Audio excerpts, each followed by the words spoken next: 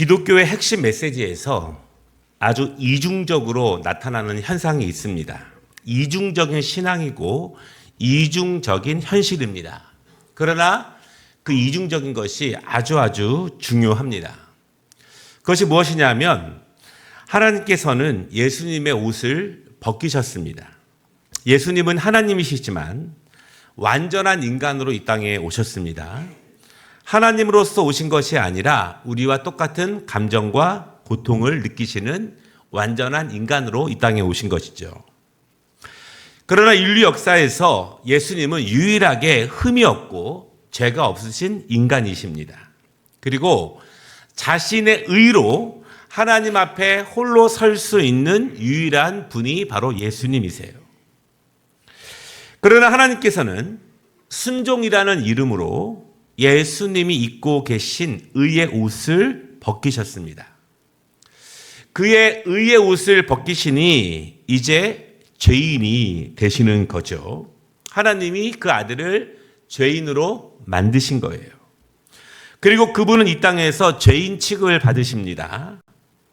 온갖 폭력적인 말을 들으시고 멸시와 천대를 받으셨습니다. 결국 손과 발에 못이 박히시고 머리는 가시관으로 찔리셨고 옆구리는 창에 찔리셨고 가장 잔혹한 십자가의 형벌을 죽음으로 당하신 것입니다. 하나님과 가장 가까이 계신 분이 가장 멀어지신 거예요. 그래서 예수님께서는요, 마태복음 27장 46절에 이렇게 말씀하십니다. 나의 하나님, 어찌하여 나를 버리셨나이까? 이렇게 외치셨죠. 그런데 하나님은 너무 이중적이십니다. 그 가장 의로우신 분의 옷을 벗기셔서 가장 천한 죄인으로 삼으셨지만 그 옷을 가장 천한 죄인에게 입혀 주시는 거예요. 아들의 옷을 벗기셔서 우리가 입고 있는 것입니다. 그래서 이사야 선지자는 그것을 이렇게 말합니다. 그가 징계를 받음으로 우리는 평화를 누리고 그가 채찍에 맞음으로 우리가 나음을 받았도다. 아멘. 그리스도의 의가 우리에게 온 거예요. 그리스도께서 입고 계신 의의 옷이 이제는 우리에게 입혀진 것입니다. 이것을 거룩한 교환, 그렇게 명명합니다. 그리스도께서 입고 계셨던 의의 옷을 이제 우리가 입고 있는 옷이에요. 그 옷이 이렇게 바뀌었다는 것을 의미합니다. 그런데 이 사실, 이 내용을 잘 실감하지 못하고 계시는 분들이 굉장히 많기 때문에 제가 설명을 돕기 위해서 자주 사용하는 예화가 있어요. 그것은 왕자와 거지 이야기예요. 여러분 들으신 분도 계시겠지만 저만 잘 하는 예화예요. 한 나라에 왕자가 평생 궁궐에만 살았는데요. 10대 후반쯤 되니까 성 밖이 너무 궁금했습니다. 그래서 어느 날 몰래 한 신하에게만 말을 하고 궁궐 담을 넘어서 밖으로 나갔죠. 그런데 일반 사람들이 사는 삶이 너무 재미있고 시장을 가보고 공원을 가보고 모든 것이 신기하고 재미있었습니다. 그런데 궁궐로 돌아갈 시간이 되었고요. 돌아가기가 싫은 거예요. 어떻게 해야 되나 고민하고 있었는데 한 거지 아이가 지나가요. 그런데 깜짝 놀랐습니다. 그 아이의 얼굴이 자신과 똑같은 거예요. 똑같이 생긴 아이를 만나게 됩니다. 한 사람은 왕자이고 한 사람은 거지예요. 이 왕자가 옷을 바꿔 입어요. 왕자가 거지 옷을 입고 계속 밖을 돌아다니고 거지는 왕자 옷이 입혀져서 이제 궁궐 안으로 왕자 대신 들어가게 됩니다. 그런데 궁궐에 있는 사람들이 이 왕자의 옷을 입고 있는 거지를 보고서 인사를 하는 거예요. 모두 왕자님이라고 굽신거립니다. 그런데 이상한 것이 있어요. 분명히 옷도 왕자고 생긴 것도 왕자인데 하는 짓은 영 아니에요. 하는 짓은 영 거지 같습니다. 먹는 것도 개걸스럽게 먹고 말투도 그래요.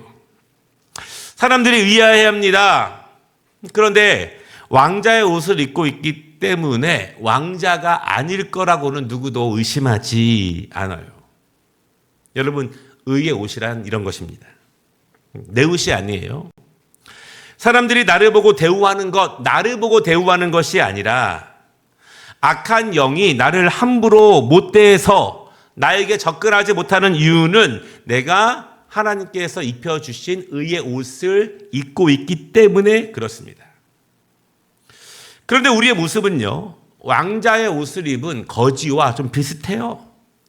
의의 옷은 입었지만 아직 말투나 먹는 모습이나 걷는 자세나 사람을 대하는 태도나 일하는 모습들, 삶을 살아가는 방식들이 너무 왕자 같지 않아요. 거지 같습니다. 거칠고 투박하고 규모가 없고 무질서하고 혼탁한 모습들이 너무나 많아요.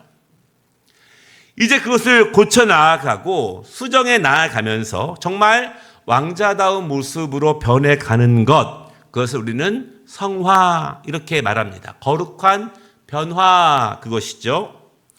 그리고 그러한 모습을 우리는 그리스도를 본받는 것이라고 말을 합니다.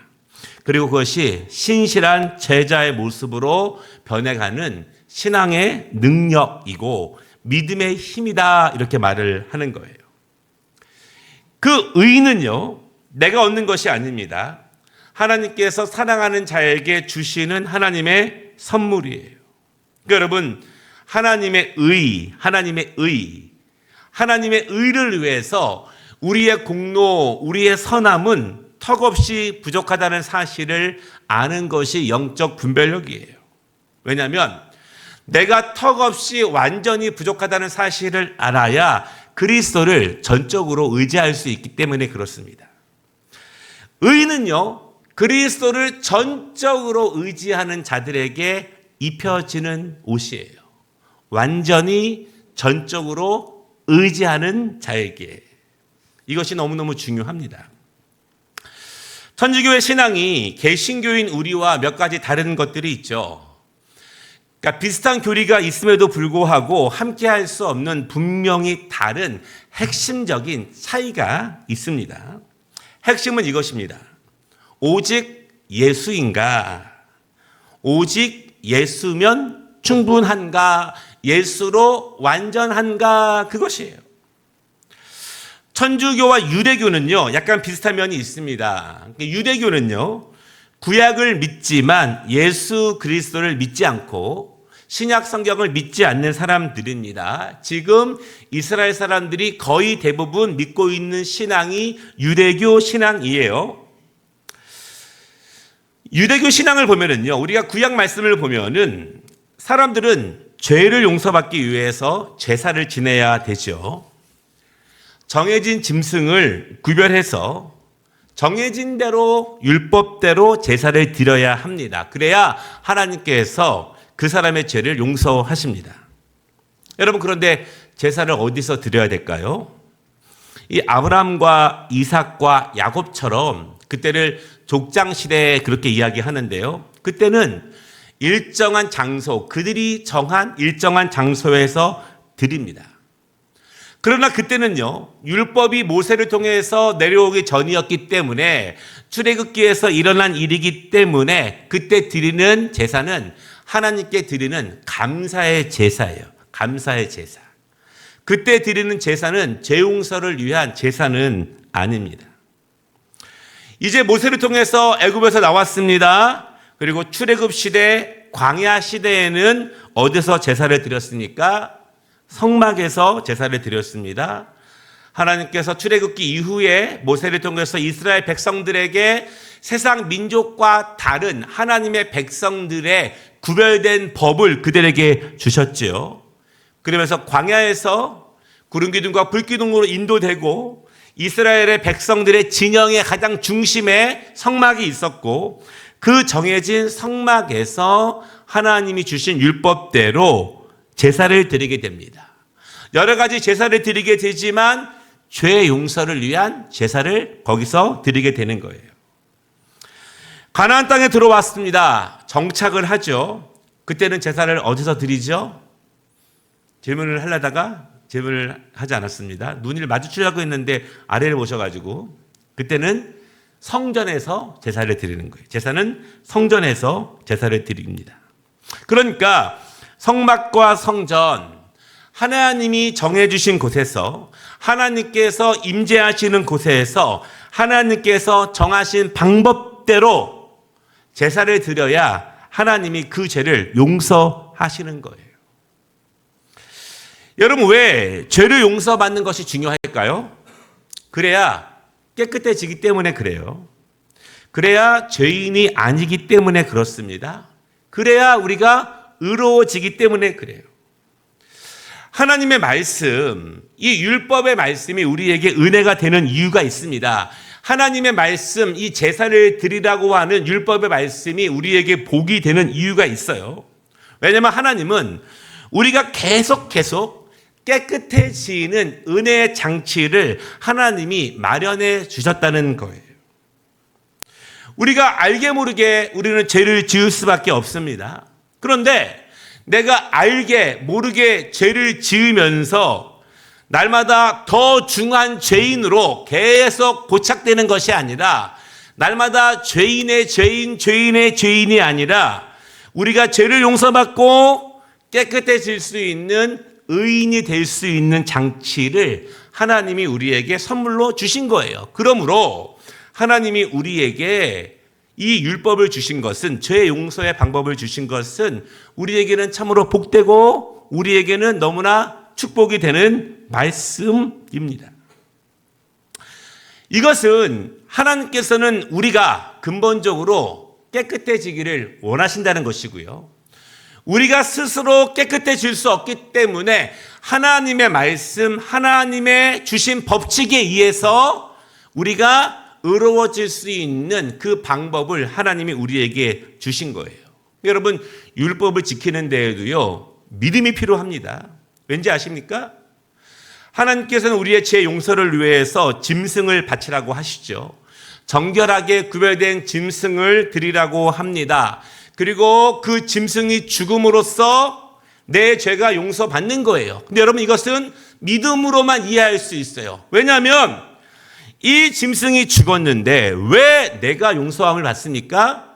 하나님이 이렇게 말씀으로 우리에 대한 구원의 장치를 만들어 주신 거예요. 내가 죽어야 하지만 하나님의 말씀을 의지하며 구원하시고 깨끗게 하시고 정결케 하시고 살리시는 그 하나님의 말씀을 의지하며 정결하게 이 예물을 준비하고 이 예물이 죽음으로써 내가 의로워진다는 그 말씀을 믿어야만 우리가 제사를 드릴 수 있는 거예요. 안 믿으면 제사는 이루어질 수 없습니다. 아니, 이 짐승이 죽는 것과 내가 무슨 상관이 있어? 이것을 믿지 못하면 우리는 정결해질 수 없어요. 여러분, 그래서 이스라엘 백성들이 이제 지금 메시아를 예수님으로 믿는 사람들이 있거든요. 그들은요, 왜 이 짐승이 죽는 것이 내가 구원받습니까? 이것을 의심하는 사람은 아무도 없어요. 왜냐하면 이스라엘에서 원래부터 죄를 용서받기 위해서는 누군가가 죽어야 내가 용서받는 것이 이스라엘의 구약의 원래 깨끗해지는 말씀의 법이기 때문에 그렇습니다. 중요한 것은 하나님은 우리를 의롭게 하기 위해서, 우리를 깨끗게 하기 위해서 날마다 우리에게 의로워지는 말씀을 주고 계시다. 그런데 바벨론이 이스라엘을 침략했고 이스라엘에 멸망을 했습니다. 수많은 사람들이 포로로 끌려갔어요. 우리는 그것을 디아스포라 이렇게 이야기하죠. 전 세계에 흩어져 살아가고 있습니다. 그러나 그들이 하나님을 섬기고 있어요. 그들이 흩어진 곳에서 하나님을 섬기고 있습니다. 그럼 그들은 어디서 제사를 드려야 할까요? 제사를 드려야 매번 짓는 죄, 각자의 죄들을 용서함 받을 수 있는데, 알고 지은 죄, 모르고 지은 죄를 용서받을 수 있는데, 성전과 아주 멀리 떨어져 있는 그들은 어떻게 죄 용서에 대한 제사를 드릴 수 있을까요? AD 70년에 이스라엘은 로마에게 완전히 멸망을 당했습니다. 그리고 그때 성전이 허물어졌어요. 이제 성전이 없습니다. 성전이 없으면 어디서 제사를 드려요? 여러분, 성전이 없으면 제사가 없는 거예요. 성전이 없는 순간 제사는 사라진 것입니다. 성전이 없는데 제사를 드리지 못하는데 죄 용서를 어떻게 받을 수 있을까요? 내 죄를 짐승의 죽음으로 내가 용서받는 것인데 성전이 없으니 제사를 드릴 수 없고 그러면 내 죄를 용서받을 수 있는 기회가 아예 없어지는 것입니다. 그래서 유대인들은 어떻게 합니까? 유대인들은 선행을 하는 거예요. 하나님을 기쁘시게 하기 위해서 고아들을 돕고 나그네와 과부를 돕습니다. 구약에서 있는 말씀을 열심히 순종하는 거예요. 여러분 중요한 점은요. 선행은 이스라엘을 복되게 하시는 하나님의 말씀이지 선행이 죄 용서를 위해서 주신 말씀은 아니라는 사실입니다. 우리가 새벽에 오랫동안 신명기 말씀을 나누고 있는데요. 이 신명기 말씀을 보면은 내내 이 가진 자들이 높은 자리에 있는 사람들이 돈을 빌려준 사람들이 큰 농사를 짓고 있는 사람들이 자비와 국률로 가난한 사람과 어려운 사람들을 도와라 이렇게 말씀하고 있어요. 그 농사를 짓는 사람들이 이삭을 다 따지 말고 가난한 사람들이 그 나머지를 딸 수 있도록 좀 해라. 너희가 돈을 빌려주면 담보를 잡지 말아라. 그 사람 집에 들어가지 말아라. 이런 말씀들이 굉장히 많이 있어요. 그러면 아니 가진 자들과 힘이 있는 사람들은 풍성한 사람들은 늘 손해만 봐야 하는가? 그렇지 않아요. 하나님이 뭐라고 말씀하시냐면 그렇게 하면 그들에게 복이 될 것이다. 그렇게 말합니다. 왜냐하면 하나님께서 그 모든 것을 보고 계시기 때문이에요. 우리가 힘들지만 선행을 하게 되면 선하고 아름다운 일들을 하게 되면 그것이 하나님이 다 알고 계시기 때문에 복이 되는 거예요. 복이. 그러나 여러분 복이 되는 것이지 죄 용서는 아닙니다. 성전이 없으니 유대인들은요 복이 되는 선행을 죄 용서받는 통로로 바꾼 것이에요. 그 문제는 무엇이냐면 예수 그리스도를 믿지 않고 예수 그리스도를 영접하지 않기 때문에 벌어지는 일이에요. 왜냐하면 유대인들이나 이 천주교의 일부 사람들은 스스로의 율법 해석과 적용에 있어서 스스로 함정에 빠지게 됩니다. 왜냐하면 복이 되는 선행에 대한 율법의 말씀을 죄 용서에 대한 말씀으로 생각하면서 그것을 대체시키면서 우리의 죄가 용서받고 있다고 스스로 안이하고 있는 거예요. 안이하고 있는 거. 천주교 신앙도 비슷한 면이 있는데요. 그들은 어머니께 기도를 하죠. 예수님의 어머니께. 이유는 되게 간단합니다. 의외로 간단해요. 예수님께 직접 아뢰는 것이 어려워서 그분은 높으신 분이기 때문에 하나님이시기 때문에 그분께 아뢰는 것이 어려워서 예수님과 가까이 계시는 어머니께 부탁을 하는 거예요. 그러니까 우리로 말하면 좀 청탁 비슷해요. 불교에서는 똑같은 개념이 있습니다. 불교에서는 관세음보살. 관세음보살께 비는 거죠. 여러분 그런데 이 천주교와 이 유대교는 유사한 점이 있다고 말씀을 드렸죠. 종교개혁이 왜 일어났습니까? 여러 가지 이유들이 있지만 그들은 죄 용서를 위해서 면벌부를 팔았죠. 심지어 이미 죽은 자들을 위해서 면죄부를 사면 죽은 자도 죄가 용서받고 그 죄가 감해진다고 가르쳤습니다. 그래서 그것을 팔아서 성당을 짓게 되죠. 여러분 이런 말씀이 성경에 어디 있습니까? 면죄부, 면벌부 이게 무슨 의미냐면 인간적인 어떤 공의, 인간적인 어떤 선행, 어떤 노력을 통해서 죄가 줄어들 수 있고 죄가 용서받을 수 있고 이미 죽은 사람의 죄도 감해질 수 있다는 논리가 여기서 나오는 거예요. 비용을 많이 지불하게 되면 어떤 노력을 많이 하고 선행을 크게 하게 되면 죄가 줄어들 수 있고 죄가 감해질 수 있다. 이것입니다. 여기에 가장 큰 문제가 무엇입니까?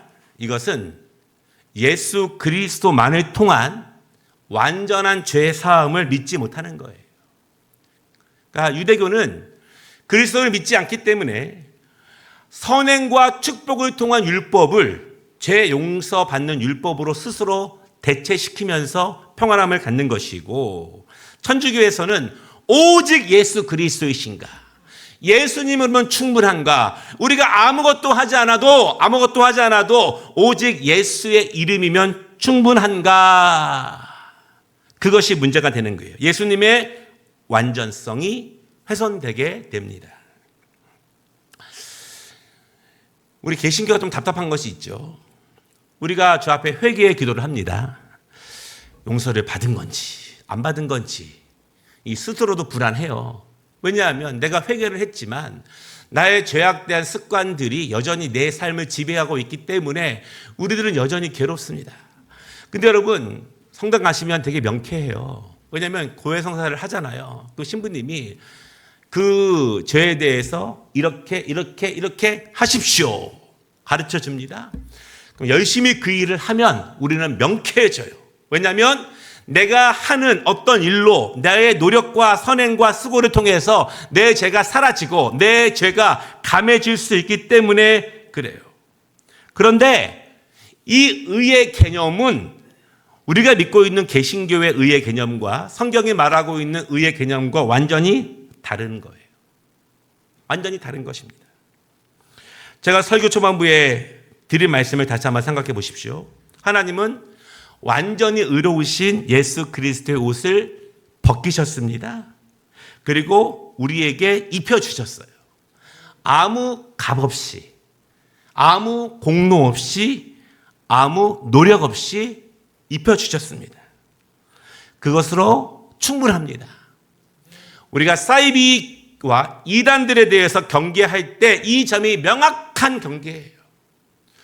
우리의 어떤 수고, 우리의 어떤 충분한 헌신, 우리의 충분한 무엇, 내가 무엇을 해야 하고 이뤄야 하고 얼마간의 숫자 안에 들어야 하고 내가 무엇을 해야 한다는 모든 것은, 우리가 의로워지기 위해서 내가 무엇인가를 해야 한다는 것은 바로 오직 예수 그리스도로 충분한가, 이 예수 그리스도의 완전성을 다 파괴시키는 것이기 때문에 그래요.